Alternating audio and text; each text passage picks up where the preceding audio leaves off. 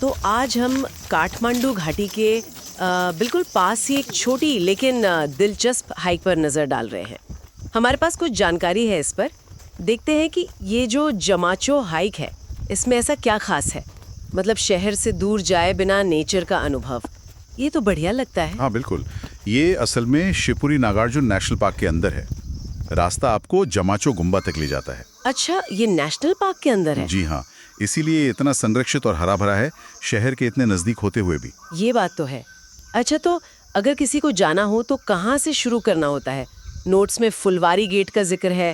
थैमिल से मतलब कोई आधे घंटे की ड्राइव? हाँ, ज्यादातर लोग फुलवारी गेट से ही शुरू करते हैं। ये सबसे कॉमन पॉइंट है।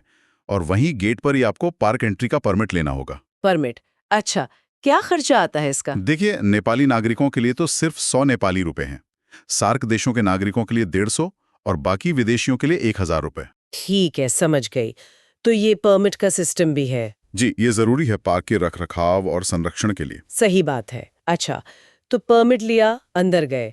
अब ये बताइए कि चढ़ाई कैसी है? बहुत मुश्किल तो नहीं, मतलब नॉर्मल फिटनेस वाला कोई इंसान कर सकता है? नहीं नहीं, इसे आसान से मीडियम लेवल का ही मानते हैं। अगर आप थोड़ा बहुत चलते फिरते हैं तो आराम से कर लेंगे। और सबसे अच्छी बात यह है कि रास्ता जो है वो बिल्कुल साफ है, मतलब अच्छी तरह बना हुआ है। पत्थर की सीढ़ियां वगैरह भी हैं? हाँ, कुछ हिस्सों में पत्थर की सीढ़ियां भी हैं, तो चढ़ने में थोड़ी आसानी हो जाती है। खोने का डर तो बिल्कुल नहीं है।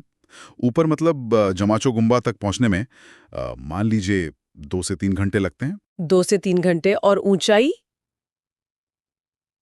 लगभग 2100 मीटर के आसपास है ना? जी, लगभग 2150 मीटर। बहुत ज्यादा ऊंचाई नहीं है, लेकिन उस हिसाब से भी नज़ारे काफी अच्छे मिलते हैं। हाँ, वो तो है। ये जमाचो गुम्बा का नाम बार बार आ रहा है, क्या है ये खास जगह? ये आप कह सकते हैं इस हाइक का मुख्य आकर्षण है। ये बिल्कुल चोटी पर बना हुआ एक पवित्र बौद्ध मठ है। वहां पहुंचते ही आपको वो रंगीन प्रार्थना के झंडे दिखेंगे, हवा में लहराते हुए। माहौल बहुत ही शांत, बहुत आध्यात्मिक सा होता है। वाह, सुनने में ही सुकून लग रहा है। जी, शहर के शोर से एकदम दूर वो शांति मिलना ही अपने आप में एक अनुभव है। और नज़ारों का क्या? क्या सच में पूरी काठमांडू वैली दिखती है वहां से? हाँ हाँ बिल्कुल, टॉप से पूरी घाटी का पैनोरामिक व्यू मिलता है। पूरा शहर नीचे फैला हुआ दिखता है। अच्छा। जी, और अगर मौसम मेहरबान रहा, मतलब आसमान साफ हुआ, तो उत्तर की तरफ आपको बर्फीली चोटियां भी दिख सकती हैं। ओहो, हिमालय की रेंज जैसे लैंगटोंग। हाँ, लैंगटोंग, गणेश हिमाल, मनासलू, जुगल हिमाल रेंज तक दिख सकती है। सोचिए, एक तरफ शहर, दूसरी तरफ बर्फ से ढके पहाड़। कमाल है। और क्योंकि ये नेशनल पार्क है तो रास्ते में जंगल का अनुभव भी मिलता होगा? बिल्कुल, पूरा रास्ता घने जंगल से गुजरता है। चीड़ के पेड़ हैं, बांज हैं, रोडोडेंड्रॉन भी हैं। तरह तरह के पक्षी और तितलियां तो खूब दिखती हैं, वो तो पक्का है। कभी कभी लंगूर या हिरण भी दिख जाते हैं, अगर किस्मत अच्छी हो। बड़े जानवर दिखना थोड़ा मुश्किल है। ठीक है, परिंदों की चहचहाहट ही काफी है। अच्छा, अब कुछ प्रैक्टिकल बातें। जाने का बेस्ट टाइम कौन सा है और साथ में क्या-क्या ले जाना सही रहेगा? सबसे अच्छा मौसम तो है स्प्रिंग, यानी मार्च से मई, और ऑटम मतलब सितंबर से नवंबर। इन महीनों में मौसम सुहाना रहता है, आसमान साफ होता है, तो नज़ारे बढ़िया दिखते हैं। और बारिश?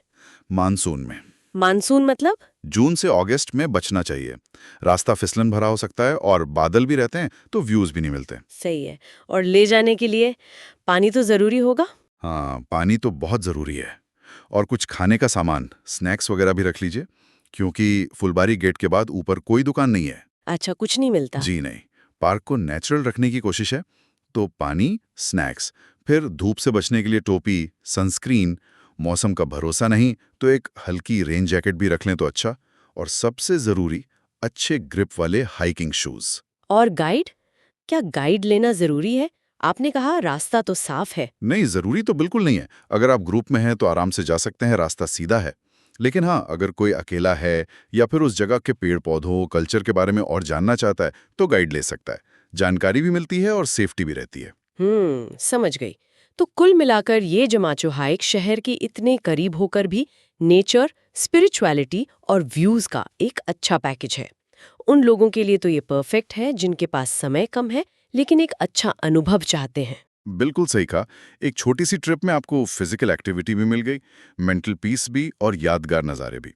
ये दिखाता है कि शहरों के आसपास भी ऐसी छुपी हुई खूबसूरत जगह होती हैं। इस पूरी बातचीत से ना एक दिलचस्प सवाल दिमाग में घूम रहा है। हाँ, वो ये कि कैसे शहर के इतने पास, इतने विकास के दबाव के बीच प्रकृति के ये छोटे-छोटे पॉकेट्स अपनी शांति और अपना खास कैरेक्टर बनाए रखते हैं और आगे ने कैसे बचा कर रखा जा सकता है। ये सोचने वाली बात है, बिल्कुल।